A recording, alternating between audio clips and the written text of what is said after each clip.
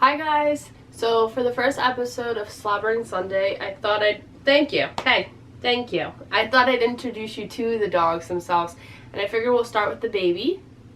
And this is Dixie. Can you say hi, Dixie? Can you say hi?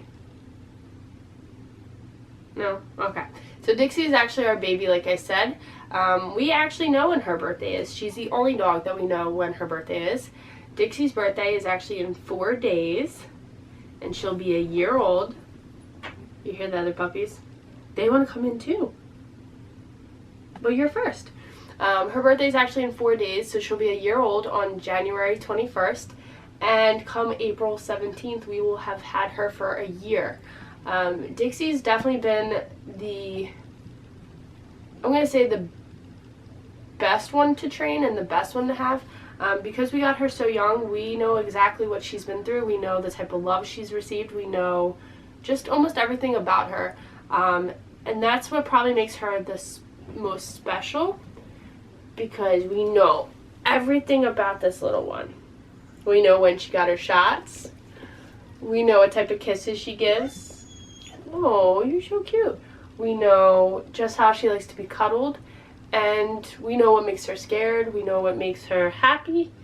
And that's what makes her so special, is everything about her we know. And she's the biggest brat you will ever meet. She has Chris wrapped around her little paw. This little paw right here. She has him wrapped around her little paw. Right? So a little bit about Dixie. Dixie is a Shepherd Hound mix. Like I said, her birthday's in January, so she'll be actually celebrating her birthday soon. She is still in the crate during the nights, not because she needs to be, just because she has a tendency just to bite things. Oh, did I make you uncomfortable? Okay, here you go. You can lay back down. I'm sorry. She has a tendency to bite things just with her puppy teeth. So instead of having her rip up all the dog toys and then maybe Joey's toys or something, let's just leave her in the crate during the night. She's completely house trained, and she has been for a while. Like I said, she's been the best to train. We can get her to do things that we can't get the other dogs to do, like stand on her 2 back legs, and she can stand there for a while when you're trying to get her to take a treat. We just learned last night that she can jump about as high as Chris's shoulder. So she's definitely going to be a fun one to have for a little while. Like I said, she's the little princess, the little brat, and we didn't know we needed another dog until we met Dixie, and then we realized we needed another dog, right? Because you are the princess.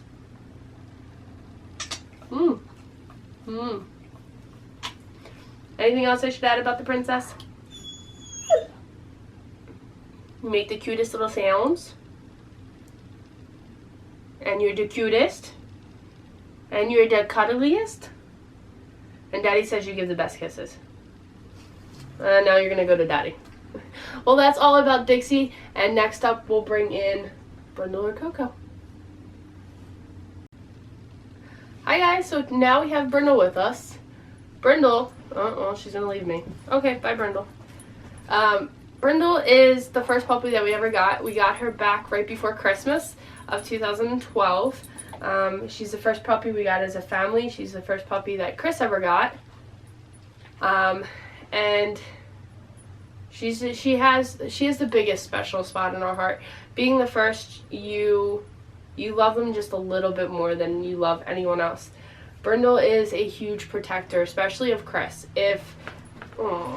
If Chris and Coco are playing and Coco starts getting what I call lippy with him, she is the first one to want to go over there and protect him. She's protector of everyone else as well, but Chris is definitely the person she protects the most. She doesn't let any of the dogs give him grief unless it's her. She's the only one that's allowed to give Daddy grief. She just wants to cuddle, especially when you're not feeling well. She definitely wants to cuddle. She cuddled with me yesterday, and that's all she wants. She just wants to cuddle and be loved, and she's very special in that sense. So a little bit about Brindle. Brindle is a pit lab mix. so we've been told, can't confirm or deny that. She's about 4 years old, and we're going on about 3.5 years of having her. When we got her, she was about 6 to 9 months old, so we don't actually know how, like, when her birthday is exactly. So what we do for her is we celebrate her adoption day. With Dixie, we'll celebrate her actual birthday, and then her adoption date. For Brindle, we will celebrate her adoption day. I don't think I mentioned this with Dixie, but Dixie got her name because Chris and I decided after getting Coco that we were going to do what we call the alphabet. So every dog we get, there'll be the next letter in the alphabet. So they'll kind of be unique in that way. And Brindle started off with B, and Brindle got her name by her coat, which is kind of funny because Coco's also a Brindle, but this is the only Brindle. So that's how Brindle got her name, and I think she lives up to it. Otherwise, her special nicknames are Bundle, and Bungle, and Bringle, and Birtle. Yeah, I know. I'm calling all your names. I know, but you're the best little dog in the world. She's the first puppy that ever gave us paw. Can you give me paw? Hey, can I paw? No, not your nose. Oh, thank you. Thank you. You gave me paw. She's the first puppy that ever gave us paw. And she was the first one that kind of made it possible that we wanted to start training our dogs in a way that most people don't. Most people just train their dogs to be housebroken or crate trained, and for our dogs we wanted them to know basic commands and then some other ones. Brindle's special little trick is we can put a treat on her snout here, and leave it there, and then she'll actually catch it when she throws it up in the air. Right? That's your special trick. And you can jump taller than Daddy's head. I know. That's cool, isn't it? Say, I like to catch squirrels. Or try to. I chase deers out of fields. So she's definitely the energetic, loving, sweet dog that we always wanted for our family. And she's the reason why we have 2 other dogs. Anything else, Brindle? Anything else? No, you're not getting another treat. I think that will be all about Brindle, and now we'll move on to Coco. Okay guys, so this is Coco, and she's just going to lay down. Coco is, well, she's a Rot Pit mix, we know that. I can't tell you how old she is. When we got her, they told us she was a year old, but she kind of showed signs of what we'll call wear and tear. That she wasn't as young as they said she was. So Chris and I kind of gather that she's probably about, I would say, between 5 and 7, maybe. And for that fact, it kind of scares us. We wouldn't ever want to lose one of our dogs, but we especially don't want to lose this one, because out of all the dogs, she's the most well-behaved. She's very special to us. Very, very special to us. She's very well behaved. She's the most playful when it comes to squeakers. She cuddles with us at night. She cuddles with Joey when he's not feeling well. Like, she wants to be there for him. So let's talk about Coco, and I can stop crying because that'd be great. So, like I said, Coco is a Pit Rot mix. Between, we'll say, 5 and 7. She came to us from a family that could not afford to keep a dog, and at the time, Chris and I, we could afford another dog. We had love for another dog, and 2 days before my birthday, we got Coco, and it's been a blessing ever since. I remember the first time we got Coco, we went to go see Coco, which was the day that we picked her up. And we got out of the car, we met the guy, and he's like, let me go get her. And he got her, and I was like, wow, she's really big. And she comes over to us, and she growls at Chris.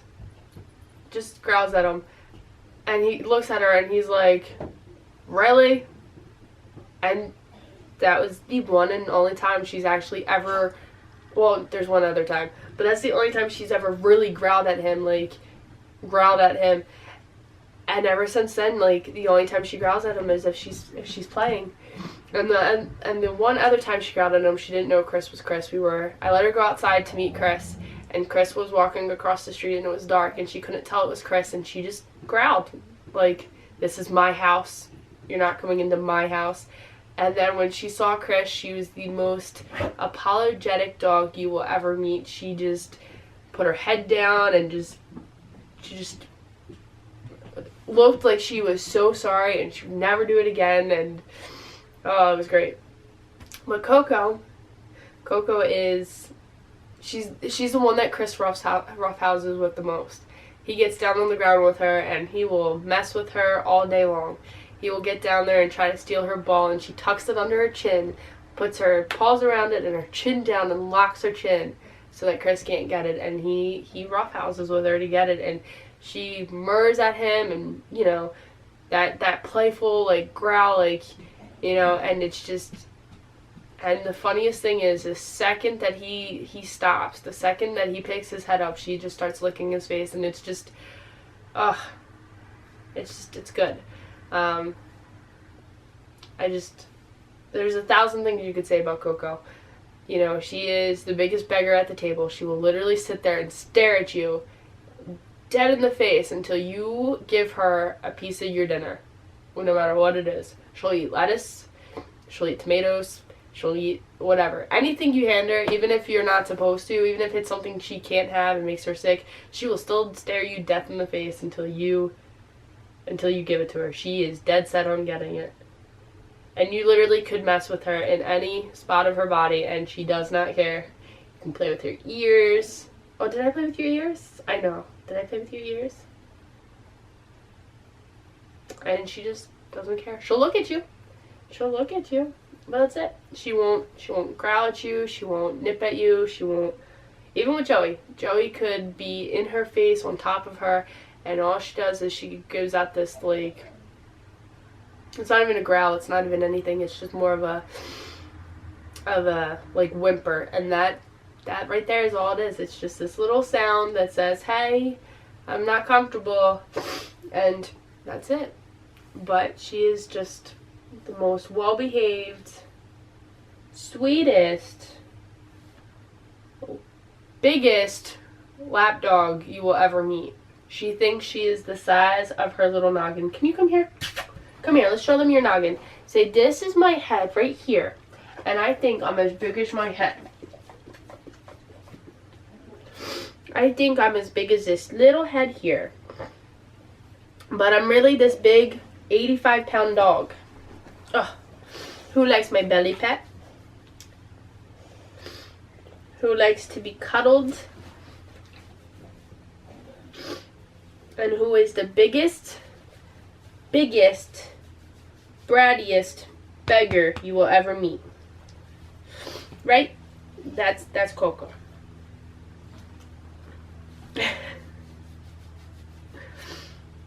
So that's all about this one, because if I keep going on, I'm gonna cry, because I always cry when it comes to Coco, because I'm so scared that one day we're gonna lose her, and that's just, it's gonna hurt. It's gonna hurt when we lose her, and she will be the first one we lose, and I know that, and it hurts, because she is the sweetest little girl you will ever meet.